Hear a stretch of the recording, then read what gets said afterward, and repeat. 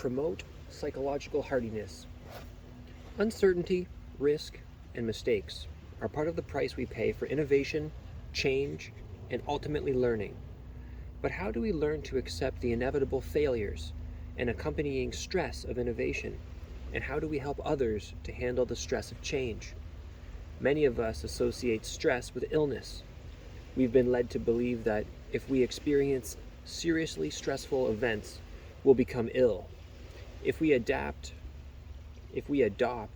this point of view, we might as well sit back in our overstuffed easy chairs, surf through the television channels, and never venture into the world. But the reports of illness resulting from stress are misleading. Stress, even at its most strenuous, doesn't necessarily contribute to severe illness. After all, many people have experienced life-threatening, even torturous circumstances and remained healthy. Indeed, some stress even energizes us. The personal bests shared with us by the leaders in our study are clear examples of difficult, stressful projects that generated enthusiasm and enjoyment. It isn't stress that makes us ill, but how we respond to stressful events. Approach stress positively. Intrigued by people who'd experienced a high degree of stress, yet had a relatively low degree of illness, psychologists have hypothesized that such individuals must have a distinctive attitude towards stress. Studies of psychological hardiness began with a 12-year longitudinal study of executives at Illinois Bell Telephone, as that organization experienced the firestorm of changes produced by the federal antitrust case against the Bell system and the resulting breakup of the company. Some executives were undermined by the mounting stresses of the upheaval. They had high stress scores along with high rates of illness. Yet, another group of executives with equally high stress scores thrived and were below average on incidence of illness. As the researchers had predicted, there was a clear attitudinal difference between the high stress, high illness group and the high stress, low illness group, a difference they called psychological hardiness. High stress, low illness executives made these assumptions about themselves in interaction with the world. Number one, they felt a strong sense of control, believing they could beneficially influence the direction and outcome of what was going on around them through their own efforts. Lapsing into powerlessness, feeling like a victim of circumstances, and passivity seemed like a waste of time to them.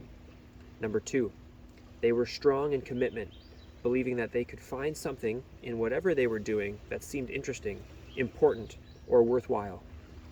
They were curious about what was going on around them, and this led them to find interactions with people and situations stimulating and meaningful.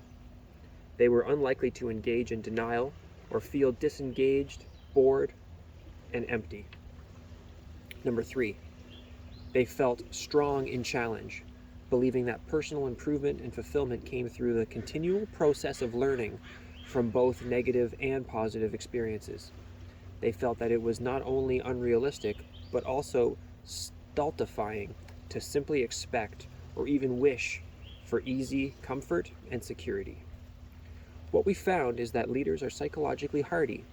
As expressed in their personal best case studies, they believe that, whatever is going on, successful or unsuccessful, there is value in being involved in and learning from the experience. There are over 650 hardiness references in the literature.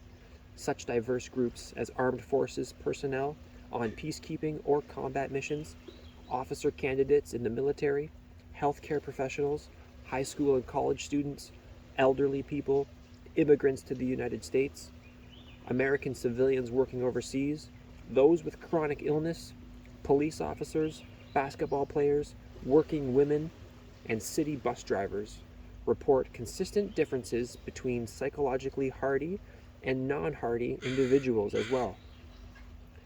Researchers continue to find that psychological hardiness is a more important source of resistance to stress than our personal constitution, health practices, or social support. Often investigated are the effects on illness levels of various combinations of hardiness, physical exercise, and work support. Scrutiny of the role played by the particular buffers suggests a synergetic effect and shows that hardiness, both singly and combination with other buffers, is the most effective protector of health. Hardiness is the most effective protector of health. People with a hardy attitude take change, risk, turmoil, and the strains of life in stride. When they encounter a stressful event, whether positive or negative, they react predictably. They consider the event engaging. They feel that they can influence the outcome, and they see it as an opportunity for development. This hardy way of framing events has been called by researchers a learning and challenge mindset, and has been shown as crucial to executive success. Managers with a learning mindset are characterized by a continuous sense of ongoing learning and transformation and receive the highest job performance ratings of all those studied. The next highest performers are those with a challenge mindset, characterized by an overwhelming sense of challenge and adventure.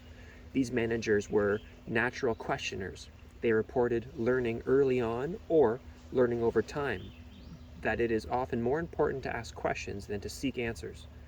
They tended to see their job as a process, not just a series of activities and tasks.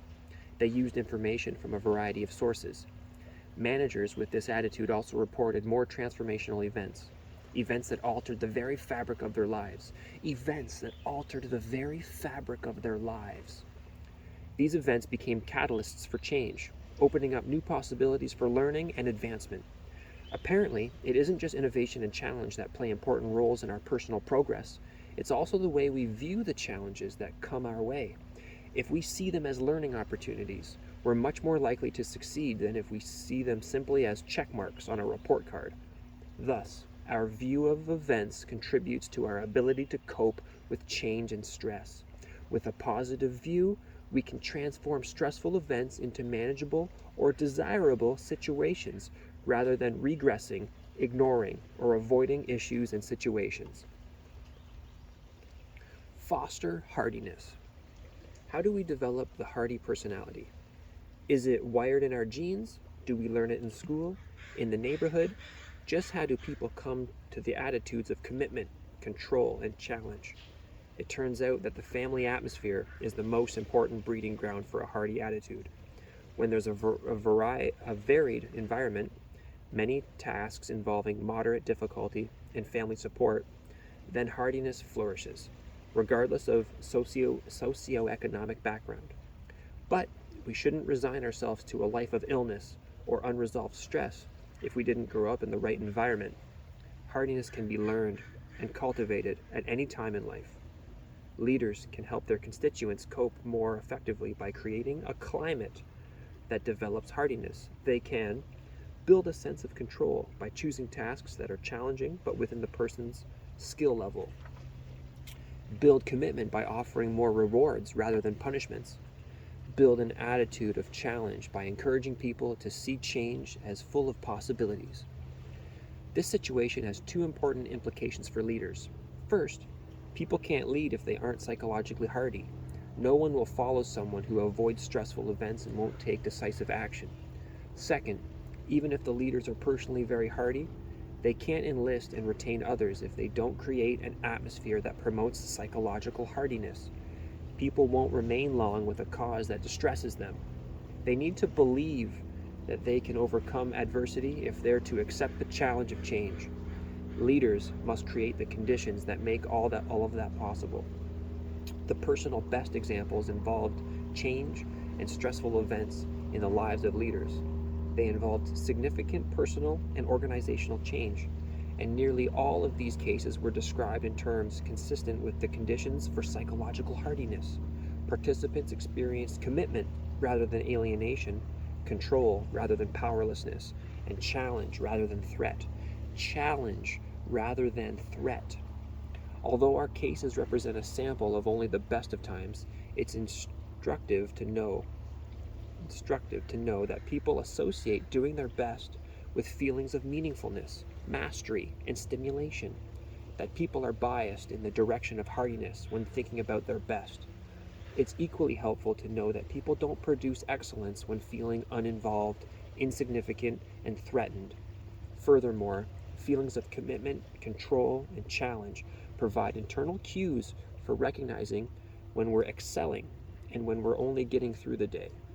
They tell leaders what signs to look for when assessing the capacity of their constituents to get extraordinary things done, and give them guidelines to use when creating an environment for success. The relationship of risk and uncertainty to psychological hardiness is illustrated graphically in Figure 8.1. When these two forces are balanced, people feel in charge of change. The vast majority of us can feel in charge of change at least some of the time. As the personal best cases demonstrate, people have an intuitive sense of what makes them strong and what makes them weak. The challenge is to apply these lessons to daily life at work. As leaders, we have a responsibility to create an environment that breeds hardiness on a regular, not an occasional basis. From this foundation, leaders enable others to act, as the next chapter describes. Commitment number 6. Experiment and take risks by constantly generating small wins, and learning from mistakes. Figure 8.1, it's called balancing forces in change. On the vertical, it's risk and uncertainty, and on the horizontal, it's skill and confidence. When you have low skill and low risk, you're in charge of change. But when you have high skill but low risk, you're bored. If you have low skill and high risk, you're anxiety. So as you increase your risk and skill together along the 45-degree, the in charge of change maintains. So you have to gradually increase both. Otherwise you get bored or anxious. God bless you.